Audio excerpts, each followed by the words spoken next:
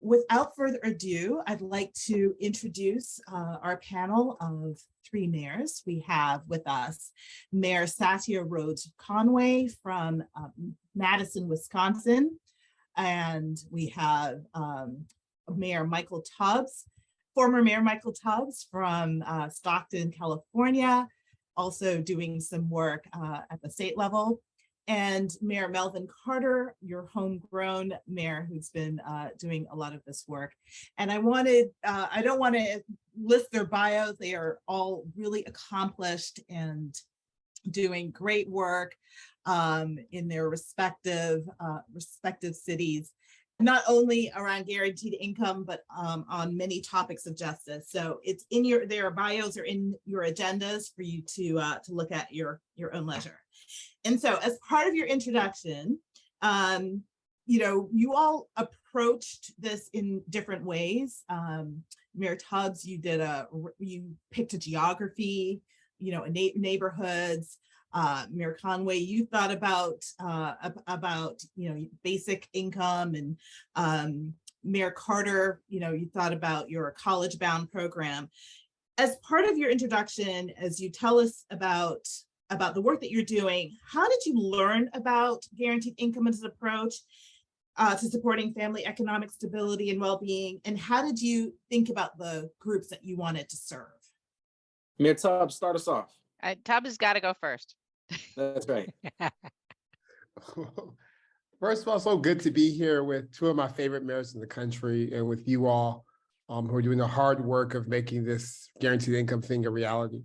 My name is Michael Tubbs, former mayor of Stockton, and now I get to intern for Mayor Carter and Mayor Rhodes Conway and 100 other mayors across the country who are doing guaranteed income programs. And in terms of the genesis and why we started in Stockton, I spent 4 years on city council, and I would just get increasingly frustrated because every program we did was not enough. Set up reading programs, literacy programs, and mentorship programs, good work. It wasn't enough. We hired more officers, passed a $100 million tax measure to fund an office of violence prevention and to hire 120 more officers. Still wasn't enough. When we have these conversations about educational attainment, about housing, around violence, but really what we were talking about was poverty, but we didn't have the policy imagination as a city. We could do something to combat that root cause, and that at best what we can do is fight the symptoms. And I remember in college reading Dr. King, Where Do We Go From Here, Chaos or Community, and he talked about this idea of a guaranteed income. And I remember always being fascinated saying, not even sure if it was right or wrong, but wanting to know what happened to that idea of all the things he talked about. That's one of the things we talk about the least. And I felt like that's the most foundational to some of the things we're dealing with as a society. So longer story short, when I became mayor, and this is before I even knew I had 4 years. I thought I would have 8, but I told my team, we don't have a lot of time. So in the time that we have, let's really think about sort of in the ways in which the status quo is not working for us, we have to do something to iterate on it. And if it's fine, even if not perfect, let's not mess with it. But if it's not working, if it's broken, we have to fix it. So then we decided to do a guaranteed income, not because any city in of itself can do a guaranteed income at scale for every resident, but we knew that sort of courage begets courage. If you get enough mayors, enough cities, enough people who receive the guaranteed income, then folks at the federal and state level will begin to take notice. So to answer your question, in Stockton, we decided to go with folks who live at or below, in zip codes at or below the city's median, because we felt it was very important as the first demonstration to have it be as inclusive as possible, to have so many different people and stories and experiences represented, because we also didn't know this might be the only one, so we wouldn't have as many people as possible. And in fact, originally, I wanted it to just go to my former council district where I grew up because of personal privilege, but also because we had so many other community interventions layered there. So I'm like, let's put the money where the money is. And let's just really multiply impact. But I got overruled by my community advisory board who said, no, it's important that this looks like the city. And I was a little bit annoyed, I'm not gonna lie, when we reached that decision. I was like, it's not their money. But it was such a wise decision, and it was really catalytic to the work we see today. So we did that, found 125 families that ran the gauntlet, people that were employed and people who were unemployed, people who made as much as 70K a year and people who made as much as 0 a year, people who were working and people who weren't working, people who were young students just out of college, people who were small business owners and entrepreneurs, people who were caregivers. And it was just so interesting to hear the stories and to really see how something as small as $500 a month, like we're not talking about huge sums of money, we're talking about $500 a month, how it was literally life-changing for people and allowed people to build economic resilience for what we didn't know was going to happen, which was COVID. So we started giving out money in 2019. Then 2020, COVID happened. And that's when I became a full-blown evangelist. So I would get calls from folks who would say, I'm in the guaranteed income program, and because of that, I'm staying home from work. Because we didn't have testing set up yet. It was still early in the days of the pandemic. And folks were like, had coughs, and they're like, I would have gone back to my factory warehouse job, but for this $500, I could afford to shelter in place and stay at home because I don't get paid time leave in my job. So it's been and then now I'll shut up now and pass it to the other mayors. But did I answer your questions? I think I may answer one of your 2 questions. So you're great. That was great. We were talking earlier about borrowing ideas. Did anyone borrow this idea from Mayor Stubbs? And how are you thinking about it? Yeah, I had the bright idea, completely irrelevant to everything Mayor Tubbs just said. I had the bright idea completely on my own for myself about 5 years ago during dinner with Mayor Tubbs, as he was talking about the pilot that Stockton was doing. I remember asking him like, "Hey, how?" And we were meeting for the first time, but I think we had both knew who each other was on social media and on Google and stuff. And I was like, "Hey, how's it going? The fundraising for that the guaranteed income thing?"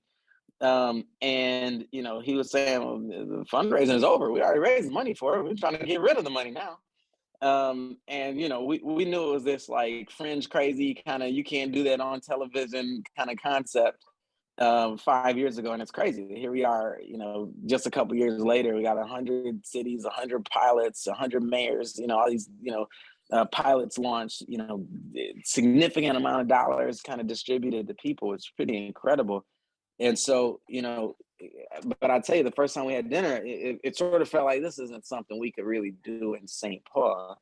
And then, of course, the floor fell out from underneath all of us. And what's interesting, I was telling my team, the 2 things that I think are most important to know about the pandemic is that everything changed and that absolutely nothing changed.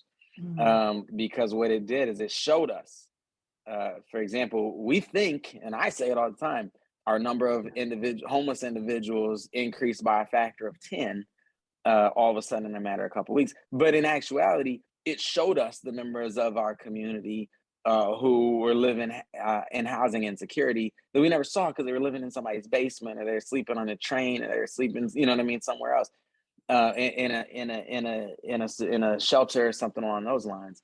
So in so many ways, all of a sudden, we were just, the urgency factor, shot up on us, and the level of visible, visceral crisis and trauma that all of our families were living in.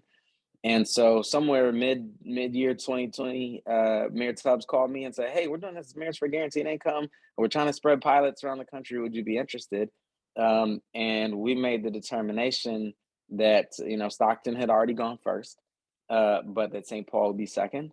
Jovan on the screen here right now stepped in with us and said, absolutely, and the state came in as one of our early partners that helped give it life for us. And we were able to kind of push it forward. We went concept to checks out the door in about 2 months. And, folks always ask me, how'd you do that? Because we're so used to government moving slow. And my response is, we're not used to government moving slow. Like, we're used to government saying, "Oh, Ukraine needs billions of dollars of aid, move it fast now because it's a priority." We're used to saying, "Oh, we need to bail out big banks, move it now." Or, big auto, move it now because it's a priority for us. What we're just not used to is government prioritizing families like that. And that's a shame, and it's terrible. But all that to say is it was sort of a no-brainer for us the moment Mayor Tubbs kind of called me and said, let's do this. Frankly, connecting it with our college savings accounts initiative made it move faster for us because it's already a group of families who we have connectivity with. And it gives us, this space is full of people who want to argue whether it's income that families need to help them get through today, or whether it's like wealth building strategies that families need to help them put on that, what I learned about in grad school, that future oriented mindset. Our answer in St. Paul is yes, it is both of those things. And so in doing guaranteed income connected with our college savings account, it gives us a chance to test and put data around what you can do when you combine the two together. Thank you. Mayor Rhodes Conway. So first of all, thanks for inviting me into this space. It's always such a pleasure to be with these two amazing mayors, and every time we do this, I learn more. And thanks to all of you who are here that are interested in this idea. Madison, I actually had been following Mayor Tubbs. Prior to being elected mayor, I ran the Mayor's Innovation Project out of UW-Madison. And so I was keeping tabs on mayors that were doing interesting things around the country. And Mayor Tubbs was right up there in like, this is one to watch. He's doing interesting things. And so I was sort of following the Stockton experiment. And then when I got elected mayor, Mayors for a Guaranteed Income reached out to me and said, we got, I think you had maybe a dozen mayors at the time, and did I want to sign up? They were about to announce the sort of founding mayors, and I was a baby mayor. And my head was a little spinning with like, oh my God, there's a lot going on. But since I was familiar with the work, I was really interested in it. And my initial reaction was like, wow, yes, I want to sign up, but I really don't think we can do this in Madison. I just think it's too big a lift. I don't know where I'd get the money. There's no way I could take it out of my budget.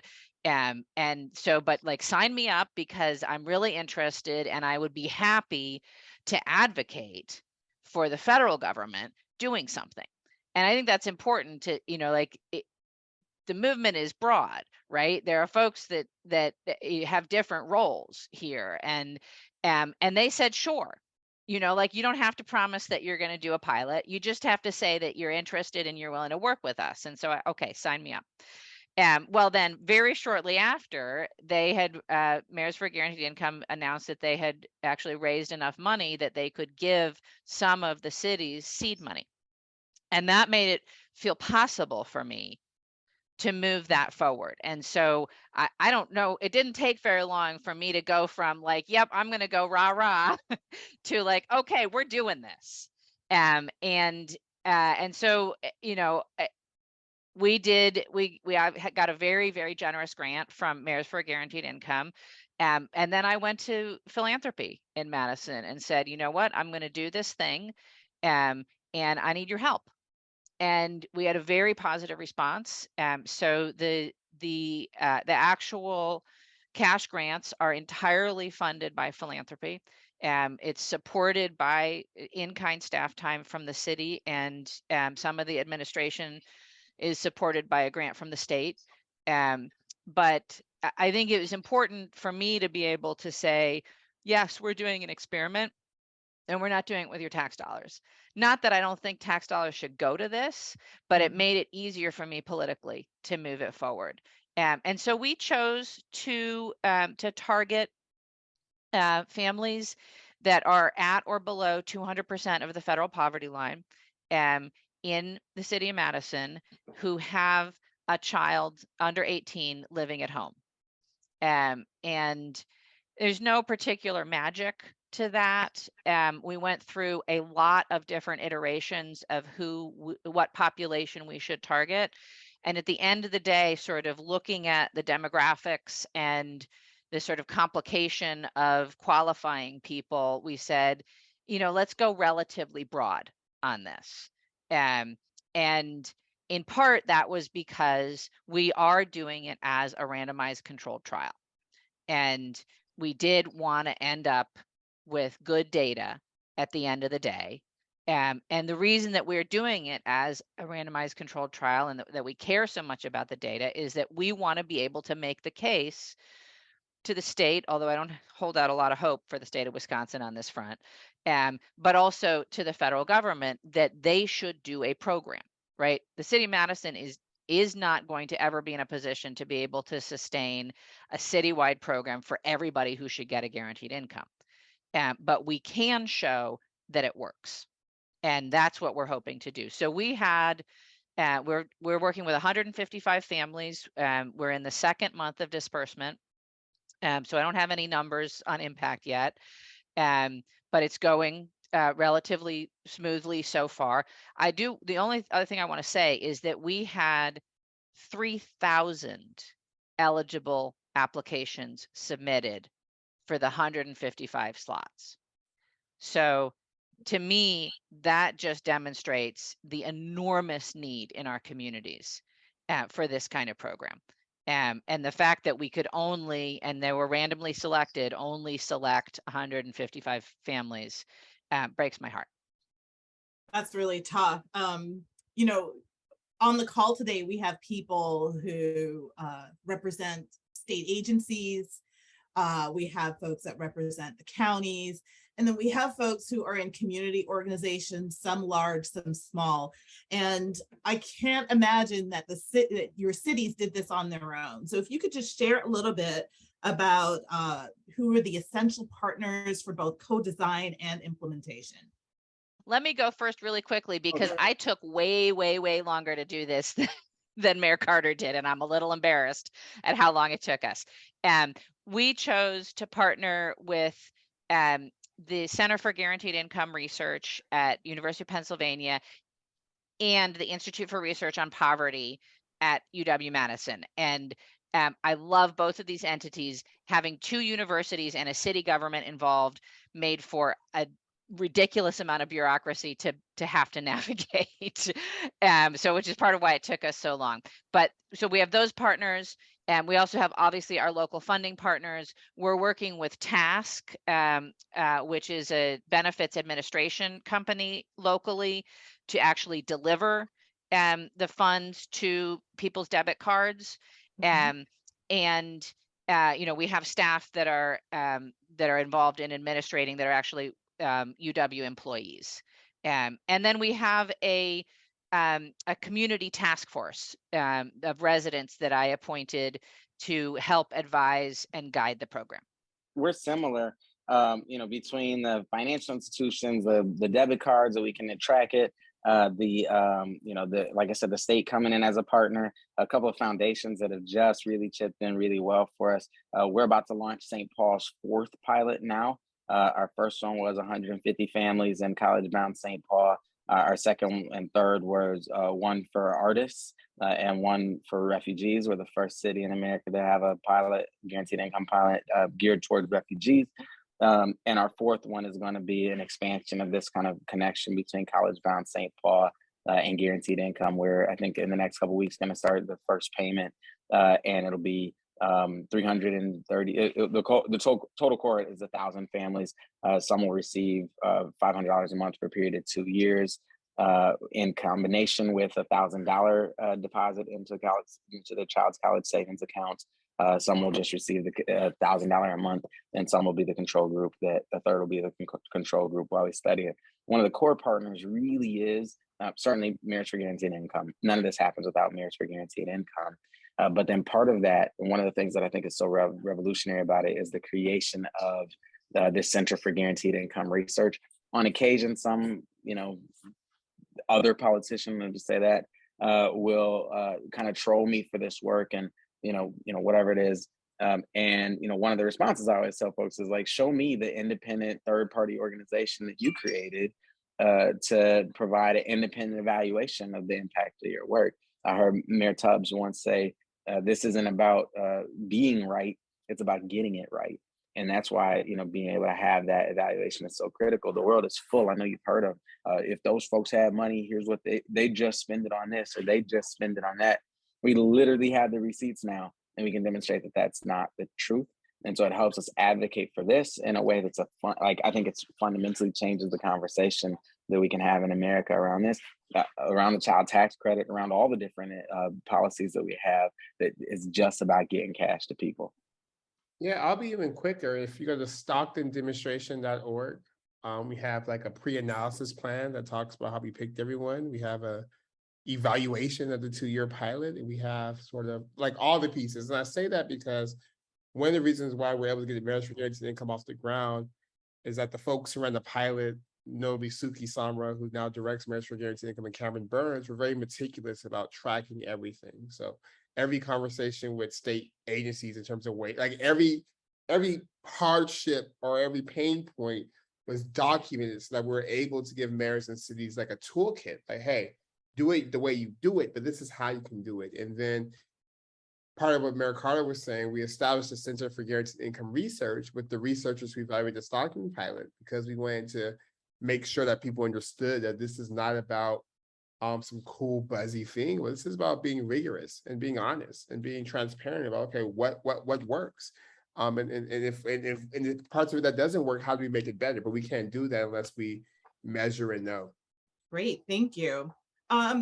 What's one thing that you would want, members of the community, cities who are, or mayors or offices that aren't currently involved, or members of the state, so state agencies who are on the call, what is one thing that you want them to know about the efforts that you've embarked on? Yeah, I'll start. So California, I worked with the governor. We're the first state 2 years ago to put money in our state budget to support the guaranteed income pilots happening locally. In the process of that, has spent a lot of time with our state agencies. And I think what I've learned is that, and maybe not for folks on the call, but for some people, there's a fear that this is like covert way to like get rid of kind of social services, get rid of all the eligibility workers and case managers, and to just give people money. So I think the first thing is to understand that sort of evolution is part of growth, but this is not about getting rid of people's jobs. It's about letting people do their jobs more effectively. Letting people do more instead of just checking, like allowing people to do more to care and more to social work and be really empowering people. So I think that's part of it. The second thing we were thinking about the state is this benefits cliff issue, and thinking about, okay, like how, in what genius lab do we design a system where to do better is to do worse? Like, and how do we fix that? And what do we control as a state? And what do we have to advocate federally? And then the third thing I think is the status quo isn't working, so this doesn't have to be perfect. Like I get really frustrated sometimes in conversations and all these what ifs. I'm like, well, let's look at what is. And what is a system that's broken. You have folks, eligibility workers who are exhausted. You have folks who feel dehumanized every time they apply for, like what is what's broken. So instead of being fearful of what could be, let's embrace it and let's have agency and think about, okay, how do we design a system to produce the outcomes that we want, which are strong, thriving families, people feeling a connection with government, and people being able to provide for their basic necessities. So I would tell people to be careful, but don't be fearful. Like, be careful because you're operating in the public trust, and there's a certain level of stewardship that comes with that. But don't be like, doing nothing is not an option, because like what we have now just doesn't work, or it doesn't work as well as we need it to. Let me build on that last thought a little bit, because it really does speak to sort of how I think about this, and that is that I think government in general hasn't traditionally done a really good job of experimenting and trying things and evaluating things and learning and then trying again. And for a lot of really good reasons, right? The status quo, I think you maybe said this, Tubbs, the status quo has a lot of friends, right? And also folks in government get punished for doing things that don't work. And we don't build the skill sets around experimentation and evaluation and rapid cycling. And so one thing that I hope people learn, in addition to the very important content around guaranteed income work, is to some of the muscles around experimenting in government and being, rigorous in our evaluation, but trying to learn and learn quickly and trying again. So that's one thing that I really value, and I think that MGI has done a fantastic job at really supporting. The other thing is, it's just sort of simple, right? Money makes things better for families that don't have it, and it's not complicated, right? And it doesn't have to be complicated. But when you start to look, right, the lack of cash is at the root of just about everything your city is struggling with. And to just wrap your head around, like, I think people sometimes think it can't possibly be that straightforward, right? Because we're so used to complicating problems. And in some ways it is just really that straightforward, and we really could maybe just make a big difference in people's lives and in the fabric of our communities. And so that's the other piece that I would ask people to just really sit with, is like, don't overcomplicate your problems, and don't reject a solution just because it seems too simple or too new, right? Like, I mean, it's really incredible. And one thing I think every mayor I know would relate to is the number of topics that, we all know that our public safety systems haven't gotten the outcomes that we want. And not a day goes by when somebody asks me why I'm suggesting we shift the way we align our public safety systems. We all know that we're not winning the war on poverty.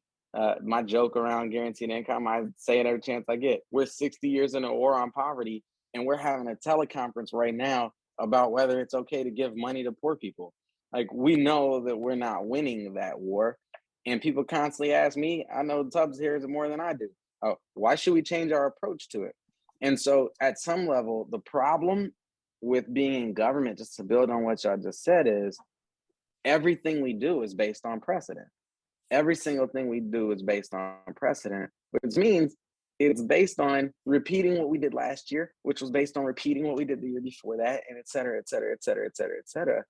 And we want brand new, transformational, amazing results while sticking to what we did and what we've done every single year into the past.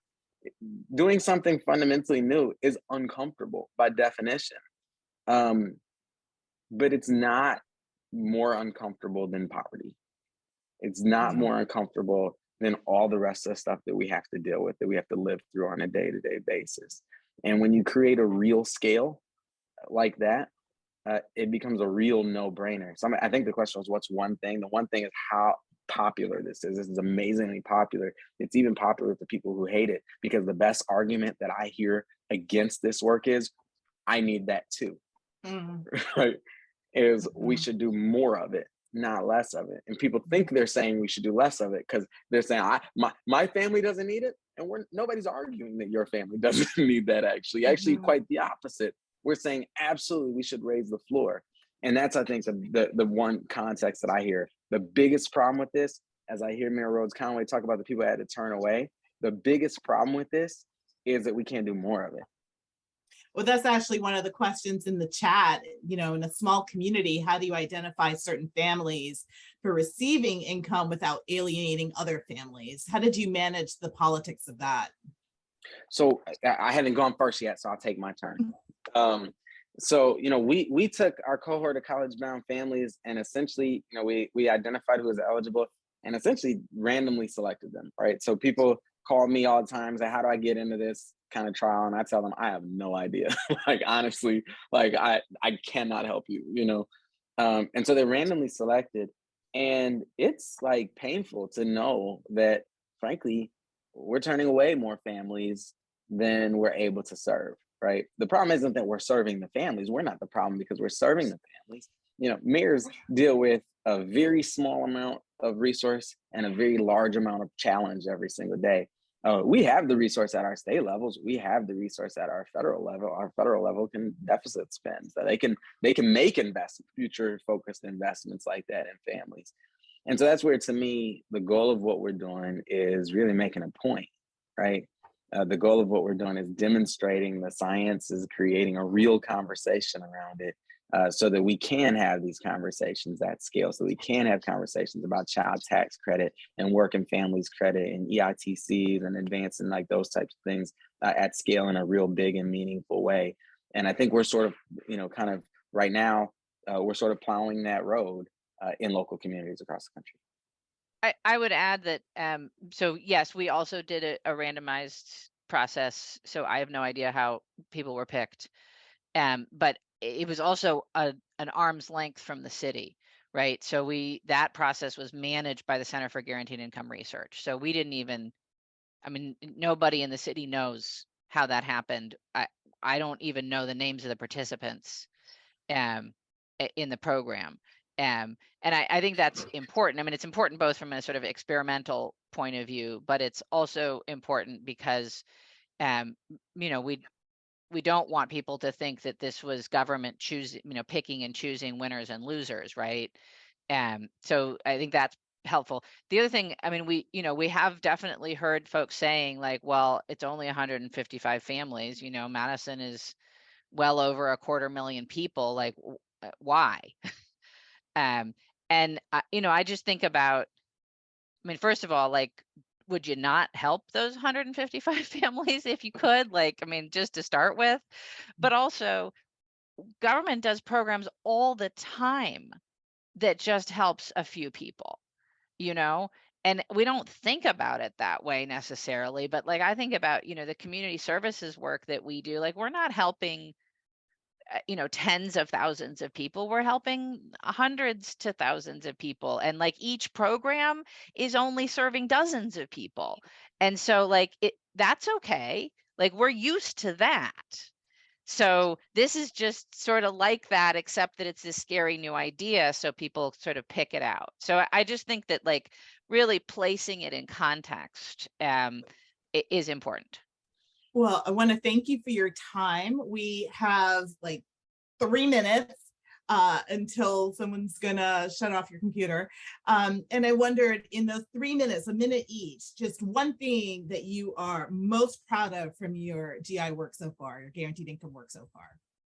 I am most proud of the fact that we have 100 mayors and county officials and state governments. And I got an email from the South Korean government. Like, folks are really trying to do this guaranteed income thing, and that we've changed the conversation from if we could give people money to who do we give money to and for how long, which is a huge paradigm shift from where we just were a couple of years ago. I mean, other than just getting the thing launched, which I'm very proud of, I think, I'm proud of my community in that the reaction is, how do we do more of this? And thinking about, I mean, both internally from city staff, but also externally from nonprofit partners and folks in the community already coming and saying like, well, what if we did one that was for artists? And what if we did one that was for homeless people? And what if we did one that was for trans folks? And what if we did one that was for seniors? And what if and so they're just like, the ideas are flowing. People are very interested in how we make this work and starting to think about like where the resources might come from for us to not have this just be a 1-year pilot program for 155 families, but to actually be able to push a little farther and to get to some more folks in our community who need that support. Honestly, it felt like we were starting a big fight when we launched this thing. And one of the most beautiful things was the way in which our community received this. The ways in which our community members just really wrapped their arms around it, got it, understood it, loved it from the minute one, including some of our most kind of conservative folks, right? And I ended up, as we were talking about whether we can do this or not in City Hall, I ended up reminding some of our council members, this is only a controversial discussion inside City Hall. It's only controversial in the state capitol. It's only controversial in Washington, D.C. Every person on every street, especially these last couple of years, knows that people need money. and knows it's not just those people, it's us folks who need money. And so that's one of the things that I'm proudest of this is the way our community has embraced it and the way we see community members across the country really being excited about and relieved by this new approach. And what we're finding out, I think, is that we're not just proving that government can give people money, we're proving that government can be relevant in people's lives. Great. Well, thank you so much for your time, each of you. We really appreciate it. We can show our appreciation in some way for the mayors. That would be great. We have recorded this, as you know, so you will have the opportunity to share with your colleagues who couldn't be here today. We really appreciate you taking the time to share your learnings with us. Thank I'm you. glad to know Minnesotans want to know this stuff. So I look forward to, y'all let me know how I can support the movement here in our state. Yeah, thank you Alright. all. It's always wonderful. It's great to see you guys, and thanks everybody for being interested in this.